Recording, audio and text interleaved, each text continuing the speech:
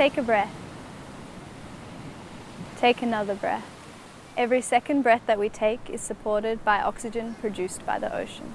This means that no matter how far away you live from it, no matter what your relationship is to it, we are intrinsically connected to the ocean. This is what drives me so strongly to learn and conserve the ocean. Kaya, Nyan Kroll Alanna, Nyan Jerpin, Nija, Nunga Buja, Nunuk. Hi, I'm Alanna. I am a marine scientist, climate activist, and ocean enthusiast. If my research was a story, the villain would be climate change.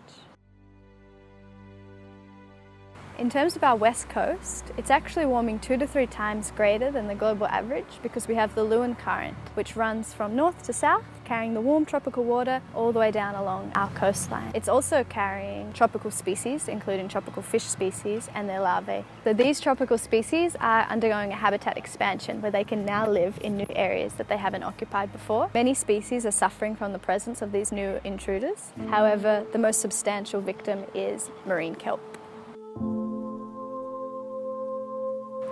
Kelp is suffering in 3 main ways: from the tropical fish, the general warming, and from intense marine heatwave events.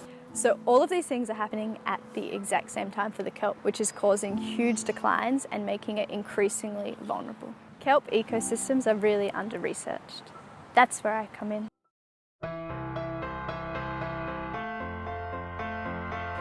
My research is based in the Oceans Institute at the University of Western Australia.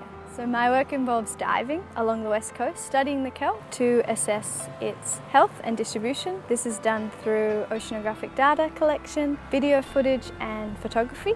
So all this information goes into a data set that then allows us to see where the most resilient areas of kelp are or where the most affected areas of kelp are. We can see if these are actually different and what this can offer us in terms of helping the kelp survive. My journey right now is also involving learning about the First Nations perspective and science behind this and bringing it into the Western institution that I learn and research in. I really believe that this knowledge system holds a lot of the answers for how to live sustainably. In the future, we need to have a blend of Indigenous perspectives and Western perspectives to address the health of the environment. No, you don't need to be a scientist to be a hero.